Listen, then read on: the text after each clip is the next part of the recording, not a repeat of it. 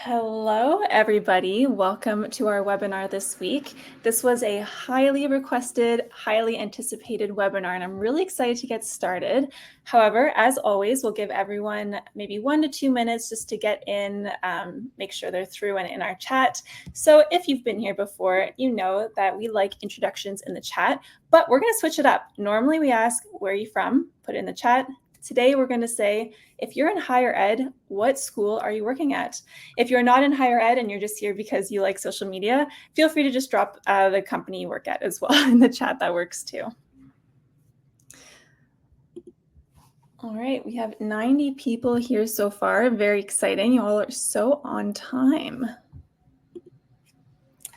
All right, we have our first one, Duville. Okay, I'm not gonna lie, I probably pronounced that wrong. University in Buffalo. We have someone Columbia, Spelman College, University of North Dakota School of Law, Florida State University. Okay, I'm seeing a lot of folks from the US, which is amazing. Awesome. Alaska, Kenai Peninsula College. I'm just being introduced to that one, so I'll have to look into that one.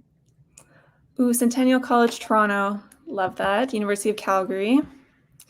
Okay, keep on going, putting the school that you work at in the chat. Again, if you are here but you don't actually work in higher ed, that's totally okay. We'd still love to have you. Just drop where you're working in the chat regardless. So while we get more people into the chat, I'm just going to start with some intros. Oh, actually, sorry. First, I'm going to say who we are. If this is your first webinar with HeyOrca, this is a weekly webinar, so welcome. And we are a social media management tool. We really hope that you take a look at our services. We do have unlimited users. I think that's a huge selling point because I know a lot of people pay per user with other competitors of ours. So anyways, take a look at our website and maybe start a free trial. All right, today we have a guest with us, as you can tell.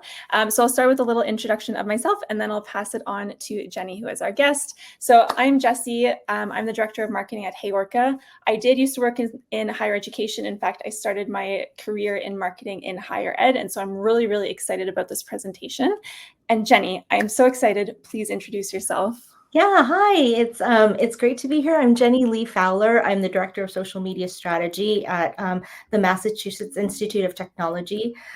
So that means I provide the strategy and consultation of social media at the institute level, and I help with all of our MIT affiliates, department labs and centers and institutes. And I also execute on our own social media channels. So I'm still the one that's posting in all of our channels today. So I'm the strategist as well as a practitioner, and I'm super happy to share everything that I do with you today. I love that. Thank you so much for the intro. And I also want to add that Jenny is an author, which brings me to the next slide. So if it's your first time at a HeyOrca webinar, we hold 2 contests for every webinar. There's 2 ways to win. One is that you can answer a poll, and Jessica, our social media manager, will drop that in the chat shortly. All you need to do is answer the poll, and tomorrow we'll pull someone from that poll to win a free copy of Jenny's book, Organic Social Media. And then there's another way to win a second book, which is share what you learned from this webinar on LinkedIn and tag us and tag Jenny as well. And on Monday, someone from the HeyOrca team will choose at random one of these mentions and also gift a book to you. So again, 2 ways to win, and I'm very excited. This is a really amazing book. I don't know, Jenny, if you have like a little bit you want to add about that book before we get started. That book was sort of a very organized brain dump. So if you ever want to pick my brain at any moment, and we don't have time for like a month-long session, or you don't have time, just, I guess, get the book, because it's really everything that I know, and I hope you find it helpful. Amazing. We do have someone in the chat that says Jenny's book has been invaluable, got it last year, and cannot recommend it enough. Thank you. All right, before I pass it to Jenny, I just have one more announcement, which is next week, we're not going to have a webinar because we will be instead having a virtual summit.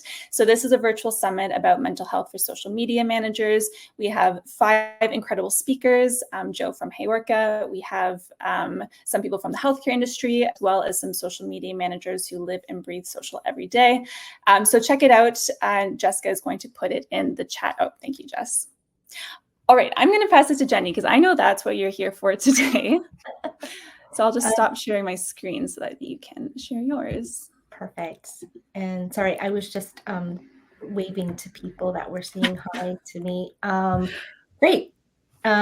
So we're going to talk about creating a sustainable social media strategy for higher ed today. And for those of you who have read my book, first of all, thank you.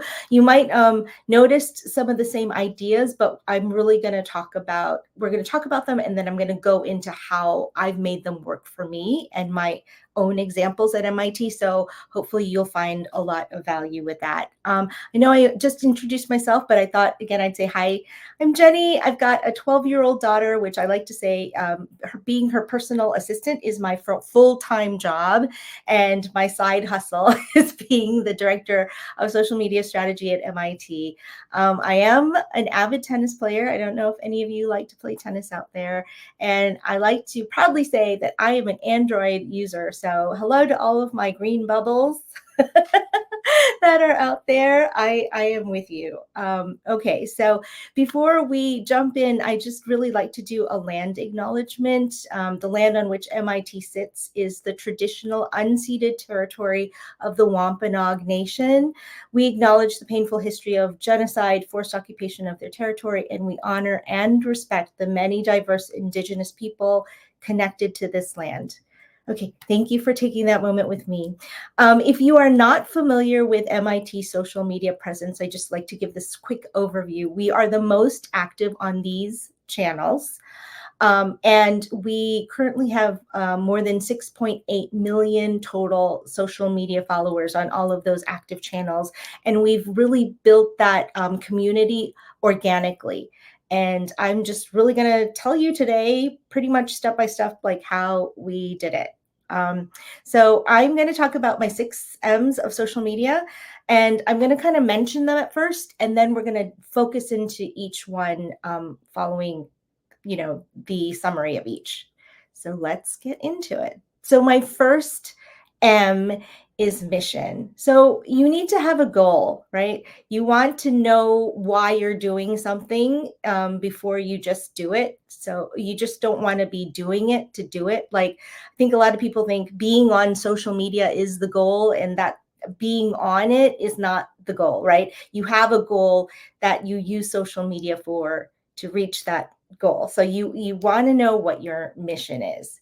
So 2 is the message. You know what your mission is. So then you want to know what stories you're telling to support that mission. So what are your messaging priorities? What stories are you telling?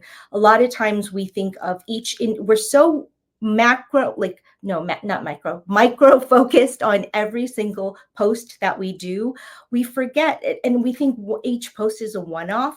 We forget that each individual post is a part of a larger story we're telling. So what is that story that you're telling your audience? What are those messages that you're telling your audience? Okay, 3 is management. This is where I like to say, this is what separates like the amateurs from the professionals. Like, and anyone with an email account and a cell phone can essentially post social media, right? You can just click some, a photo or video, and you can just post it to whichever platform you want. But when you're a professional, you want like a set of, like, you want a process and you want it written down. And no matter, like, there's no rules on what you use. You can use anything from like a Word doc to a very, sophisticated content management system, but you need a process that everyone buys into, that's really natural, and you repeat the same steps over and over again.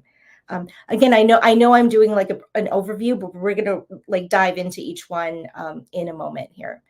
Medium. So, when social media managers first were managing social media channels, it was pretty much like it was Facebook and Twitter, right? Like when Twitter was actually Twitter, but it's not just Facebook and Twitter anymore. I mean, there are at any given time, there are like more than 200 social media apps that are out there. And I think a lot of us are in like 9 or 10 social media platforms at any given time. But it's just like, if you're in all of them, and if you're in all of them and you're sharing the same content in each one, that's not strategic, right? You're just posting to be posting. So at this stage in the game, it helps to be like really picky about the medium, the platforms that you choose to be on. It's really important.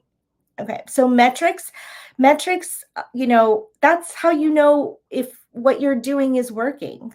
You want to track numbers at the very beginning, and during the process you might decide to change what you start to track, but you want to keep tracking something from the beginning, so like these numbers aren't exactly meaningful for me. I think I want to look at these other analytics, like or maybe you'll discover that, wow, like we are on track, we are successful. Or maybe early on you'll notice this isn't actually resonating with our audience. Maybe we want to try some different tactics. So metrics, you always want to know what you're looking at from the get-go, and you want to be looking at the same numbers like all the time. Like I have been looking at the same numbers like every day I go to work. I'm always looking at metrics, and the same ones, like I like literally every day. And monitoring. So this is like funny. When I had my core M's, it was like 5 M's, and then 6. Monitoring kept on coming up and bubbling up in importance. And lucky for me, it was like an M word. So I was just like, oh, these are my 6 M's. It just kind of fits. But monitoring has become more and more important, especially when you're doing it at a professional level. You want to listen, you want to hear what your audience is saying, what they're engaging with, what the comments are giving. Like it's almost an instant feedback loop. Like I know that there's a lot of noise out there, but there are some really, really valuable comments and feedback that you can get that can really inform the content you make in the future. Like I always say, like, listening is a very, very valuable part of any relationship. It's not like you're just talking at someone, right? If you have like a human to human relationship, like listening is a really, really important element. And that is the same as online, right? I know that you don't always like see the faces, but like, you just don't want to feed. It's not a megaphone anymore. It's sort of an engagement, and listening is a key part of that. And when you are listening, and you sort of shift your content to match what your audience is saying, trust me, they know that you're listening. That's like a huge way to be seen, right? Is like if a brand knows that or a school knows that they're listening to you, and you can see it in what they're saying and the content that you're posting. That's like a huge, it creates loyalty. Sorry, I'm tripping over my tongue. It creates loyalty. It like really creates a fandom, and it's really, really super important. Okay, so those are my 6 M's. So we're really going to jump into gaining alignment with the 6 M's. So at MIT, we have an institute-wide mission. Now, this mission is it's written on our website, right? The mission of MIT is to advance knowledge and educate students in science, technology, and other areas of scholarship that will best serve the nation and the world in the 21st century. Now, I don't honestly foresee that ever changing. I know that's a really wide-based mission, but that's what we do, and that's what we've we've strived to do year after year, decade after decade, probably. So underneath that mission, it's not like you just have one mission. We have a very social specific mission too, and that's always to build our online community. Like we want to have a digital platform or another space for the people who are our people, the people who appreciate what we're doing, that want to learn more about us. We want to create another space for them to find each other, to learn more about what we're doing, to really kind of see, how we're growing, or the, new innovations we're coming up with. So our very social specific mission is to build our online community. And underneath that, you can have channel specific missions too. Like maybe this, with Instagram, we're trying to do something with this audience, or a target audience, but on Facebook, we're trying to reach a different audience, and that's totally possible. Like, I just think sometimes we get stuck thinking we have one mission, and and how do we do that? But when we're more specific in how we're defining it for ourselves, like the mission is the mission, but like, we're going to use that mission to build our online community. Like, you can write it out so it makes more sense for you, and so that it's very, very clear when you're executing on your strategy. So the message two is message. So what are your messaging priorities? So at MIT, like, one message we want to tell is that we're reinforcing our brand as a global leader in research and education. That you can like point directly at our mission. Help attract the world's best talent, faculty, students, staff. And so recently we had a new president. We had President Raphael Reif, and like 3 years ago, President Sally Kornbluth came aboard, and she did a whole listening tour. And one of her priorities was to show what MIT is doing to dramatically accelerate progress against climate change. That wasn't necessarily a messaging priority of our former president, but it became, it was one of our current president. So we sort of made a shift in our messaging priority, and we brought that on as a priority. But as my friends in higher ed, you might be realizing too, is that we had to put a pause on this messaging priority because of the nature of the current climate. So we did like a shift. So it's not that we're not, that's just not a current, it's not like it's not going to be a priority anymore. It's just that it's just not a current messaging priority for us. So what we've moved onto our, onto our purview, or, like list of priorities, is stress the importance of science, technology, and innovation to new audiences. So not not our current fans. We're trying to reach new audiences and new fans.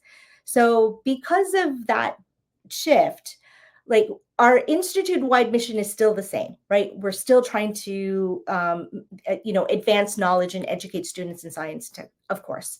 Our social specific mission is still the same. We want to build our online community. We're still looking to find our folks, give them a solid platform to engage with us, and learn what we're doing in the social space.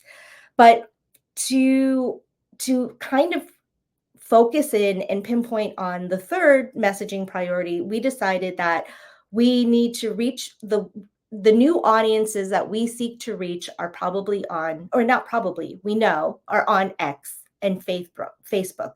So in those specific channels, we're not just looking for building our online community, we're looking for growth.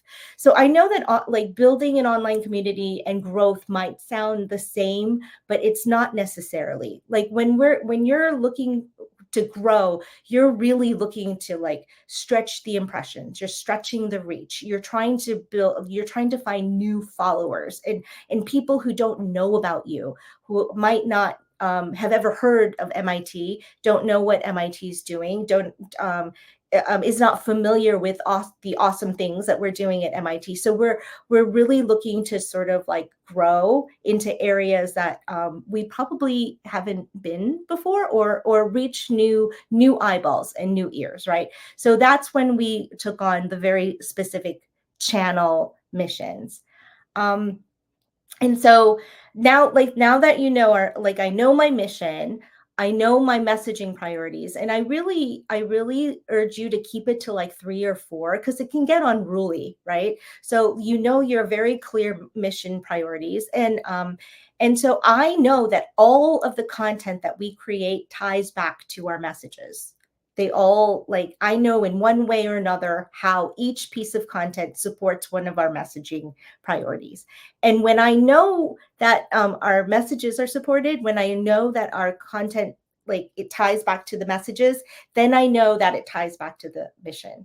because it all aligns, and it's very, very clear to me. Okay. Yes. Do we have a question? Yes, it's possible that you might cover this later, but one of our questions is, which metrics are you looking at every day? Yeah, so because I've always talked about, and I do talk about this a little bit later, but because I've always looked for building community and reaching our own people, I've always looked at engagement, right? Because like if you're trying to find the people that love you or your fans, you want to make sure your fans are, you're putting on content or posting content that your fans love.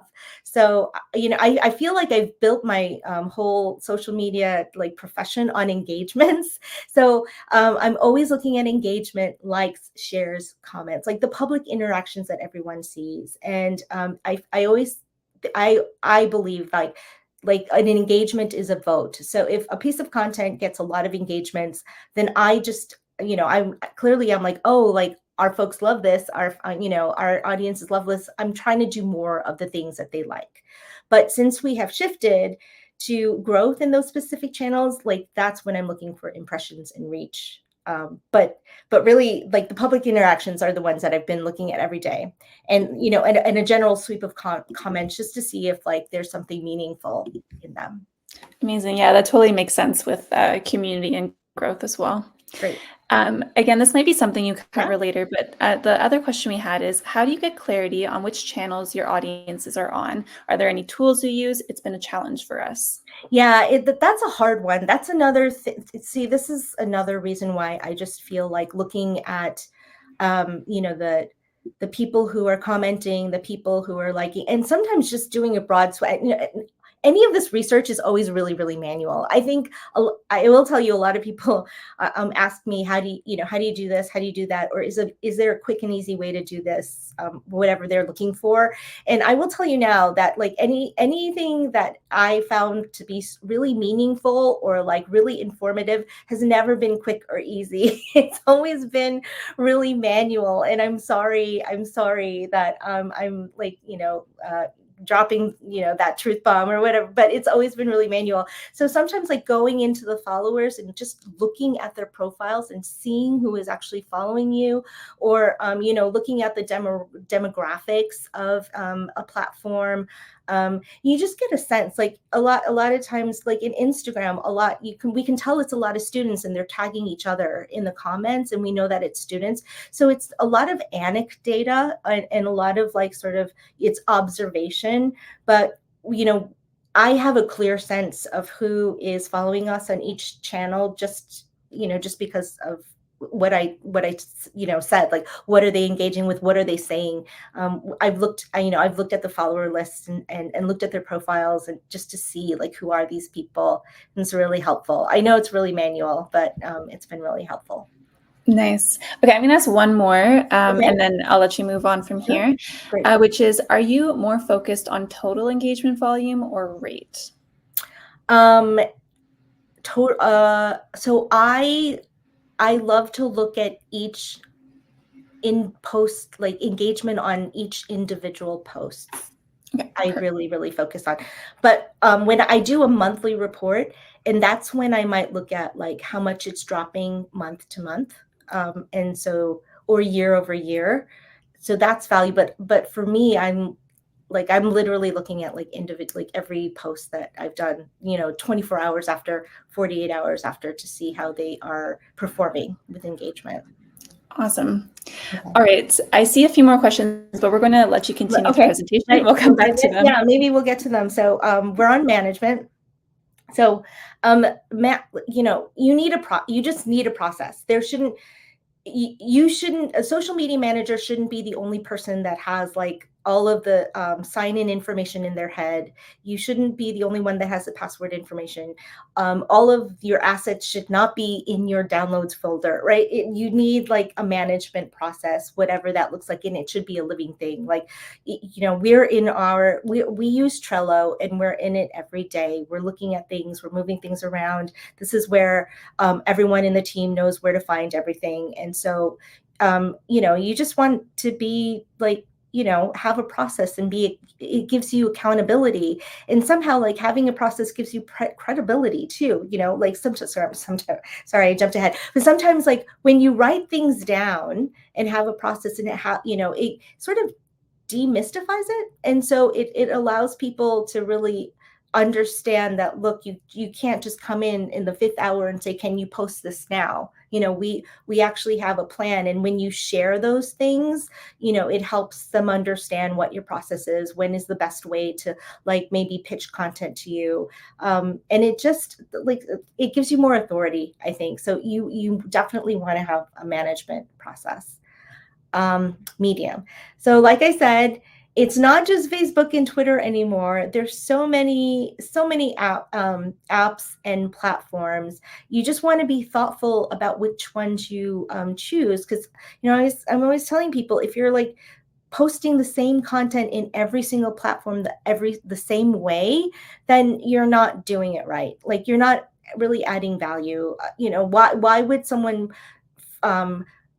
like, why would they follow you on one platform and not another? Like, or why would they on both if you're just posting the same thing in each one? It just doesn't sort of make sense. Like, you want to be selective about the platforms you're on, because if you're just on all of them, that's not very strategic, right? So, and the platforms that effectively help you achieve your goals may change over time. Like, it's okay to sunset or stop using a platform if it no longer sort of serves your goals or your purpose. Like, we have we have an MIT health department, and as soon as X announced that they're not really going to have any fact checking, or they're not really going to have any sort of rules over that, they were like, look, we're out. We're science based. We believe in very certain things, and if we can't be supporting or even on a platform that is not going to honor what is factual, right, in a science and math type of way. So you can decide something just doesn't work for you. It's okay to stop doing things if it's not going to meet your goal. So it's and it's really important to be where your audience is too. I don't think being the first one on a media, like on a platform, is never. Have you ever said like, oh, get on this platform, and I started following brand Z because they were the first ones on the platform? I've never followed anyone because they were the first. You follow them because like they're funny, or they're really they're insightful. They give you information that you're looking for. Like, you never follow anyone because they're the first one onto a site. So it's just, give it some thought. Just, I know there's a lot of pressure to be on new social media platforms, but I really urge you to just lean in and advise and give your recommendations on why or why not. It might not be the time. Okay. So metrics, you want to know if what you're doing is working. And I think we sort of mentioned this a little bit, but this, I'm just going to, So like, you want to know what's working. So if your metrics are good, then your tactics are working. If your tactics are working, your strategy is working. So it's like these small incremental steps that align everything that you're doing, and it makes you really know for sure that you're supporting the mission. Because sometimes the mission, if you're close to the mission, it's hard to connect the dots. But this is how you do it. May I interrupt Yes. just for metrics again? Yes. So we have another question that says, how do you set up your quarterly or yearly social reports, and which metrics and info do you include? My guess is that if you are a very follower or very growth and community focused, it's probably metrics that support those. Am I right? Yeah. Yes. So I'm about to go into it, and I do like a monthly report, and I call it a social media brief, and I'm actually going to show it to you guys. So we'll like in a second. So let's get into it. So I know sometimes it's hard to connect like ROI or what you're trying to do to what you're posting. And this is like maybe for like my new social media managers, but maybe it's a reminder for my not senior, but like, I don't know, my more my more Experience. yeah, exactly, thank you. So maybe that's more of a review, but if you're trying to increase awareness, like reach, impressions, views, right, you're trying to brand awareness and program awareness, anything, it's reach, impressions, and views. If you are trying to reach a very specific target audience, like your fans, public interactions, check the profiles and the demographics. Like these are the things that you want to be looking for. And you know, the public interactions are the interactions everyone, the engagements everyone can see, right? Like the likes, the comments, the shares. And if you're trying to connect, like, are people clicking from this post to my website? Like, so article views, website views, link clicks. That's sort of what you're wanting. So it's very basic, but always start here. I know it's basic, but I always go back to these, you know, like these are these are my tried and true like engagements. And the things that I like about this is that, you know, if I lose my budget, well, I don't really have a budget, but if I lose my tools like tomorrow that I'm using, then I know that I can still find the engagements I'm looking for, because these are all, you can find these engagements on the platforms themselves. So, okay. So so what do you do with this like metrics that you share, right? Like you should be sharing them. Even if people are not asking you for reports, give them the reports, because or just like sort of check in, because you want to show like, look, I'm on top of this. Look, I've got it. And it's also a way for you to say, look, I'm, you know, to educate as well, because the folks that you're sending these reports to, they are not in the platforms. They don't know the language. Like you really have to start from scratch when you're like talking to them about social media. So I do a monthly report that I call my social media brief. I don't even call it a report, because reports, sometimes people like kind of tune out. I call it a brief. And can I tell you, I did so much tinkering with this just to get my like leadership to open it. So I did spreadsheets, then I did condensed version of spreadsheets, and then I did these reports. And what I realized was, like, if I attached something in like any sort of report or anything, it wasn't getting opened. Like my vice president of communications wasn't even like opening my report. Like you put so much effort into it and you know that they're not even opening it. So what I started doing was I just made it an email. I know, very technical email. And at the top of it, I started doing what I call metric of the month. And I do this because I literally take a screenshot of a metric from somewhere, and it's like a colorful piece of, it's like sort of like more interesting than text. And you know how when you're looking at like your your email, usually there's a window where you can see the email that comes open. I did it to make my vice president look like, just an add of color to make him look at it and go, oh, what's that?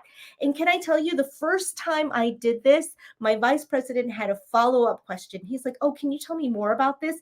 And I was like, I finally got him to look at a brief that I made for him. So I have not strayed from this. So, and my new vice president really likes this too. And he's given me feedback. He's like, I love your reports because they're easy to read.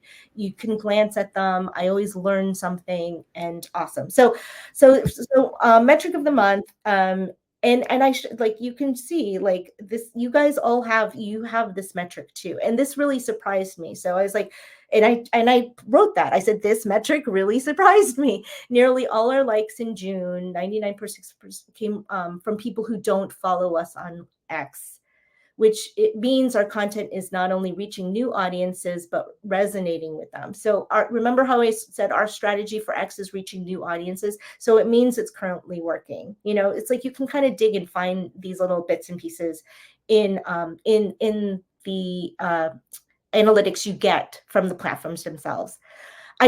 Yes, it did bring to mind, like, I'm like, oh, well, why aren't our followers? Why are they not? You know, it all brings other concerns. But what I realized is the algorithm was like wasn't delivering our content to our followers as much as it was delivering it to like new audiences. So that sort of is where we're going with that platform anyway. So, okay, fine. And our current audience is following us on other platforms like LinkedIn and Instagram. So not so much of a big hurry. So this is what I do. Every month I put like growth, right? So you get a quick snapshot. Our total followers is in the yellow. This is an older report. So since like if I looked now, it might be more at 6.9. I think we're reaching, but that's our total. I give the increments of growth month to month and year to year. And I just find that really helps me out too, because if any of you called me and said, how much, are you seeing growth, or what are you seeing in LinkedIn, or, I can just tell you, right? So it's even if I'm the one looking at my monthly briefs, it helps me out a lot. And I do I add highlights.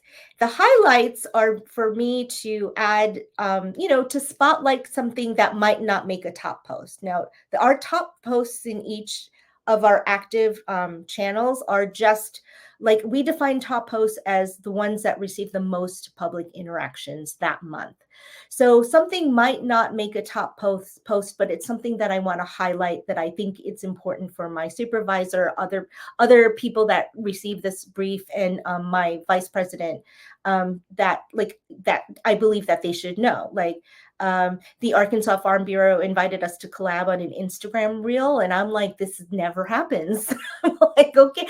And also I'm like, we're reaching new audiences through the Arkansas Farm Bureau. So yes, we will definitely collaborate with you on the. I mean, it was really a nice video. It featured one of our students that, I vetted her name, so everything worked. So this gives me, a chance to just like,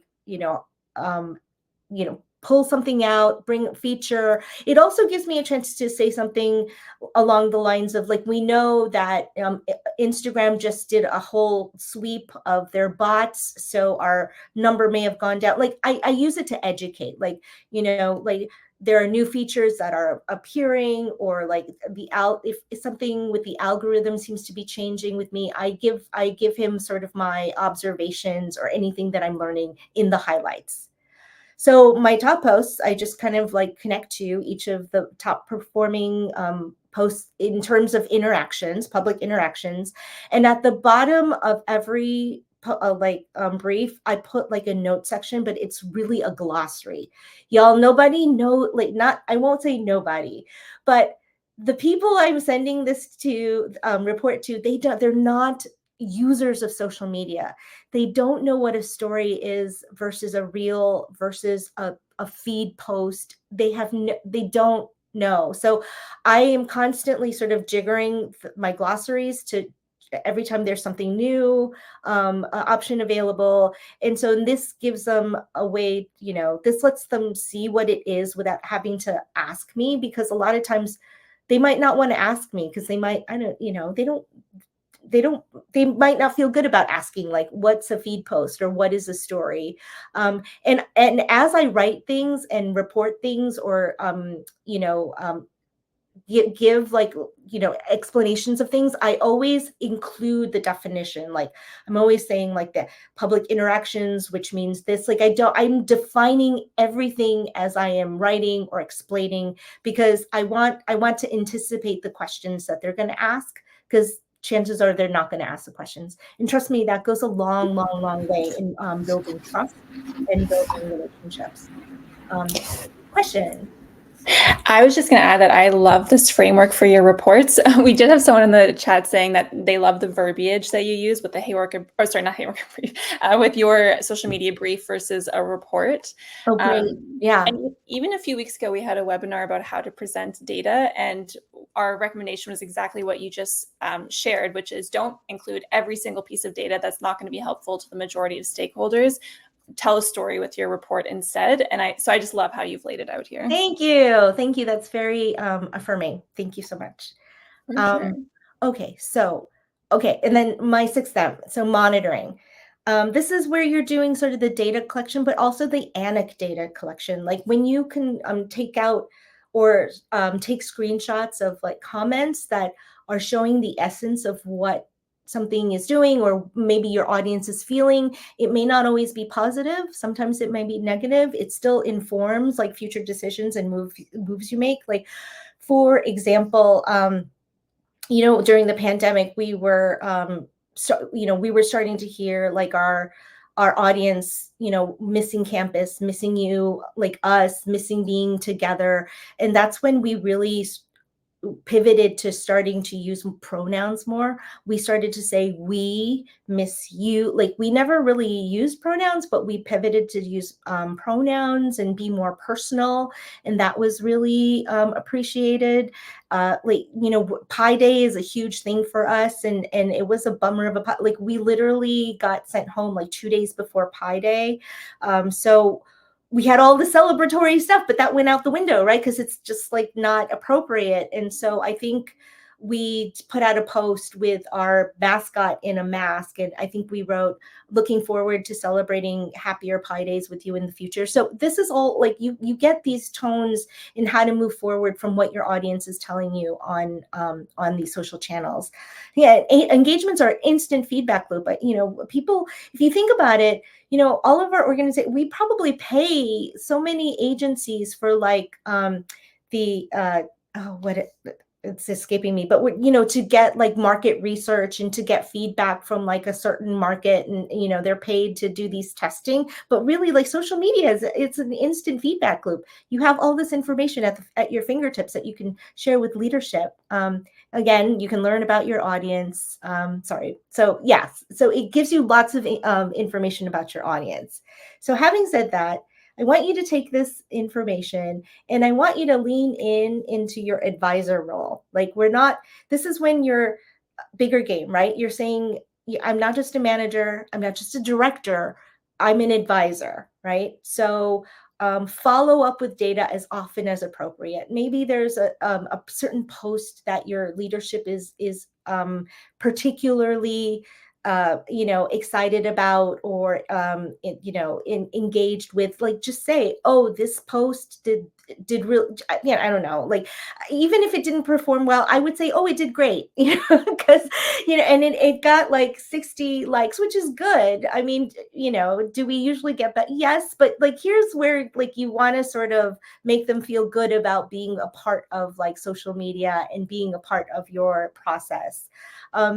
Give key stakeholders real-time updates. There might be an emergency situation going on, or maybe something it's critical for you to share with your stakeholders or your leadership. Like, look, there's a lot of misinformation about where this emergency is happening. I think we should say something. Or there's a lot of people are mistaking us for this other organization. Maybe we should be more clear about it. Like, it's valuable to those in decision-making positions to hear this kind of feedback from you, because then they know that something should be communicated or not communicated, right? When a mission or messaging priority changes, you should be proactive and show your supervisor that you're implementing your what you're doing to support new priorities, and then follow up with data. So like, I was listening to the president, and I knew that her new priority was climate change, but then, like, we pivoted and totally made our priority into like let's educate, like, let's really lean into new audiences, show them the value of science, show them the value of education. And so my vice president didn't give me directions. Like, I just told him, hey, this, I know we pivoted, this is what I'm doing, and the data is supporting, like, is supporting our strategy, or the data is showing us that these pivots and these new tactics are working. They really, really, really appreciate that. And this is your time to say, like, if you're noticed, or if you're told about an announcement. Like, there are a lot of times where leadership wants to make an announcement, and we're going to do social, and we're going to do it this way. Like, lean in and say, oh, like, this is probably not the best for Instagram, but we can post it on our LinkedIn, audience. Or if you're planning to post on Instagram, this is what we need. We don't need a text heavy, like, you could advise them, because again, these folks don't use these platforms, and they don't know what they don't know. So they don't know what to ask. So if you lean in and advise, they will find it so valuable, and you will find yourself at the table for those discussions more and more. So just remember, my friend, strategy is a long game. Just a few thoughts, okay? Strategy should not be reactive. You should not be changing things, because it should really, really be like purposeful, meaningful, intentional. So we at MIT, we hadn't had any major changes to our strategy since 2015. It was only recently, like with the new president, did we sort of change a messaging priority, or because of the current climate, did we change, like, I'll pivot with our strategy, alter some of our tactics. And we never react to an algorithm. We always let the algorithm adapt to us. Like, remember, algorithms are like they're mathematical equations that are supposed to get to know you. They like get to know how much you post, how often you post, what you like to post, what types of audiences are engaging with your posts. They're made to like know what your preferences are. So if we're constantly changing to, to react to an algorithm, you're not letting it get to know you. Like for me, I've always let the algorithm get to know me, and I've always found that it eventually like stabilizes and it goes back to what I remember it performing for us. Usually there have been times where like I have changed for an algorithm, but y'all, like it, like not within a year. It takes me, I mean, sometimes I might have waited too long, but like it takes me years to like adapt, like make a tactical change because of an algorithm. um Okay, so I wanted to let you know I do have a podcast. It's called Confessions of a Higher Ed Social Media Manager. I did have a recent episode with head Orca, Chief Executive Orca, Joe Teo. It was really, really great. It was one of the most downloaded ones of the past couple of weeks, so you might appreciate it. But also, you might find the podcast to be helpful. Like I talk about a lot of our experiences as social media managers, what's worked for us, what hasn't, things we want to think about. I talk to a lot of people in the industry too. So maybe you'd want to give that a listen. Again, I do have my book, and in case, like, if you don't believe me, it did win an international award. So I guess it was, some people thought it was good. So maybe you will appreciate it. And thank y'all for listening to me today. I hope it was helpful, and I will be here for questions. Amazing. I'm I'll sorry. stop. Sorry. Yeah, I'll stop. Yeah. Perfect. Yeah. Thank you so much, Jenny. That was so valuable. And I echo some of the people in the chat who are saying that they're relooking at their reports at the moment and what they should be providing. Awesome. Amazing. I just want to add that what Jenny mentioned with the episode with Joe, I did just pop that link into the chat in case you're curious to listen to it. Great. Okay. All right, let me go through a few questions. One of them was, oh my gosh, where did I go? Does MIT employ and or collaborate with current students to produce content or have plans to in the future? Yes, I have a student content team that varies in size semester to semester. It's hard. So I have one graphic designer that has been with me since she was a freshman, and she is a master's student now. We pay her by the hour, right? So there's no it's more like, hey, if you want to create something for us, let us know, pitch your ideas. So we do. But I will tell you, it's hard because like I think this one master student or this one student has stayed with me because she is like, she makes graphics and drawings for us, and I think she does that anyway, and she loves it. But I think it just gets harder as they get into be juniors and seniors to keep them, because they just get so busy with the work that it gets really, really difficult. But yes, and I wish I could have more people like Jen. My graphic designer's name is Jenny too, but I wish I could have more students like Jen. Yeah. Nice. All right, another question. If there is a media platform that isn't helping us reach our goals or our audience isn't there, would you recommend the account go dormant, or would you recommend deleting the account? Yeah, I think dormant, like go quiet and just post, because you have that handle. So you don't want to like release it to the wilds, because you know how crazy people are these days. But you want to like keep your handle and just say, we're no longer active on this platform. Please follow us on wherever, put that in the profile, put that, like, you can pin the post on top and just say, follow us elsewhere, because you never know if that platform is going to become something else, or evolve into something else, and then it maybe it will be something that you want to be active in again, and then you have your your handle still. Yeah, that's what we do for Twitter/X at HeyOrca. We just have a little message that says, by the way, we're more active on Instagram. Follow us there. Follow us there. Yeah. Totally. Okay, another question is, does MIT have a web portal? How do you manage or utilize it as a social media platform for your internal audiences? How does this impact how you manage external social media? So say that. So do we have a web portal? Yeah, I Not a guess. website, but a web portal. Yeah, more, I guess, for internal communications. Um, we are you guys are gonna laugh. We don't have an internal website. We do not have an intranet, but we're looking to build one because we need one. So maybe that answers your question. Yeah. I think so. Well, what was the rest of it? It's like, how do we manage the internal from the Like, external? do you use the intranet as a social media platform in itself, and does that impact how you also do external social? Yeah, I'm thinking no, we won't. Yeah, that's for very other purposes. I don't think we would use that. Makes sense. Another question, how do you determine what to boost and what to leave organic? We've never boosted a post, y'all. Everything we've done is totally organic. But I will tell you that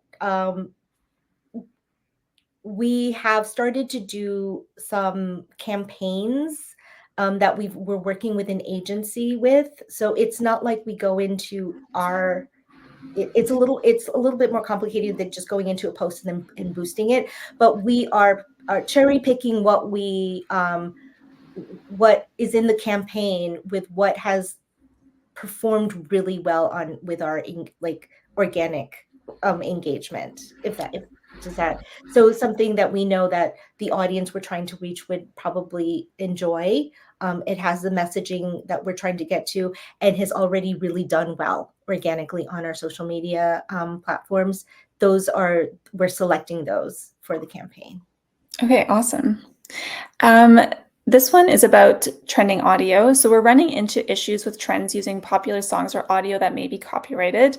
What do you recommend we do to work around this? We want to stay on top of whatever trends we can. Yeah, this is a tough one because it gets really sticky. I think so. For us, we stick to like all of our platforms are business platforms, and the library that is available to accounts that are business accounts are not the same music library that is available to, say, like an average user, a regular user.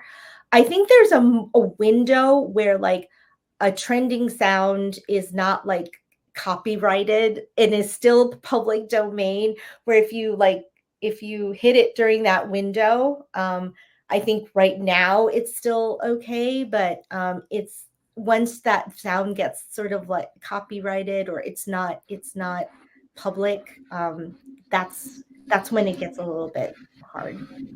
Yeah, we get this question all the time as Yeah, well. it's And tricky.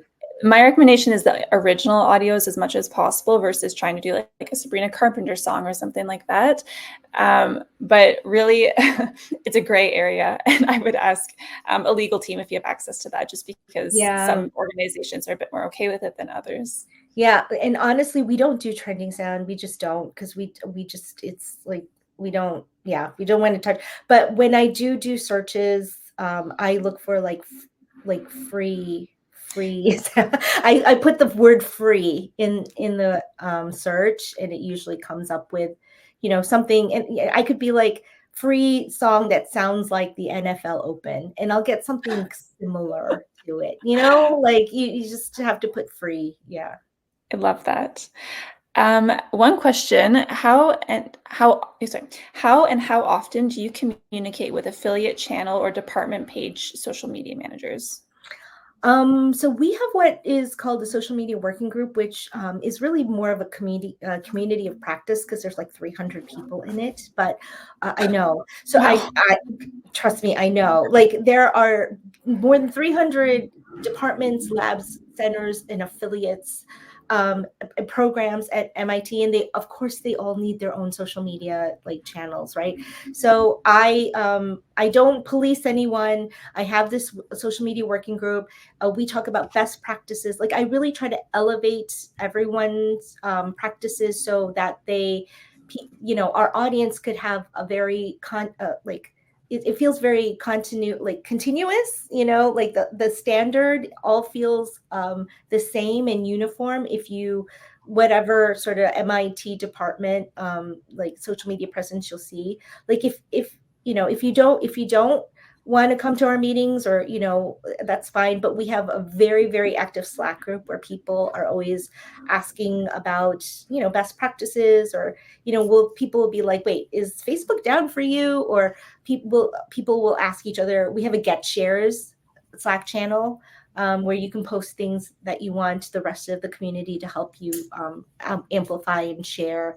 So it's a great, we have monthly meetings, and yeah, so I do. And then anyone within the MIT, like, anyone can ask me, like I consult with anyone. If anyone wants to talk about strategy at whatever level, I'm there for them. Like we have a lot of single person communicators on campus, and I tell them, if you don't have a social media team, like look to me as your team, because I'm here to help them with like anything. If they want a second pair of eyes on anything, or just another opinion, then I'm available, but as often as needed. I love that. Okay, I'll do two more questions before we wrap up. One of them is, they say, I'm running into a lot of trouble representing my LGBTQ students on social.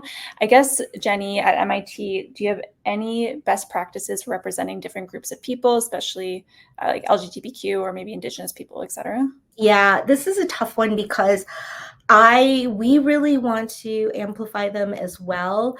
But it's a tough environment right now. So we have social media accounts by certain group. We have like the LGBTQ plus community. Like there's a group. There's also we have a space that's called the Rainbow Lounge, and that's it. Everyone's welcome, but it's geared toward the queer community.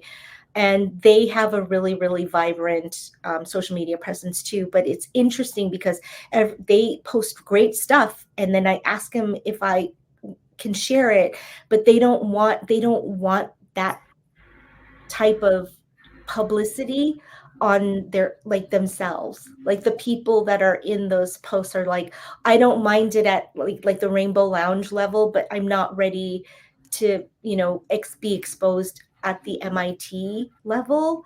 So it's really hard to balance, like we're eager to show them, but I think we have to be protective of that community at this moment too. Yeah, it's a hard one. Yeah, like I might have answered that totally different like 4 years ago. You know what I mean? Yeah. Yeah, totally. Okay, the last question before we wrap things up. How do you keep a limit on how much you pay when someone wants a social post? I think the question is, if I'm sure there's a lot of people coming to you, Jenny, asking to post about their department or whatever that is. How do you, I guess, organize it so that everyone has a fair chance, but also that you're not overwhelming your community? Yeah, that's that's interesting. I I think I've built enough relationships where they know not to spam me. And also like if a lot of people ask me, if someone asks me, I always make it sound like a yes, but I never promise them anything. Like this is the type of advice that I do also have in my book. If it's helpful to you, like I'll say, make it sound like a yes. I'll say, oh, I'm happy to look at it. I'm really happy to look at it, happy to consider it, but I never tell them I'm going to post it, because I think that the responsibility should be on them.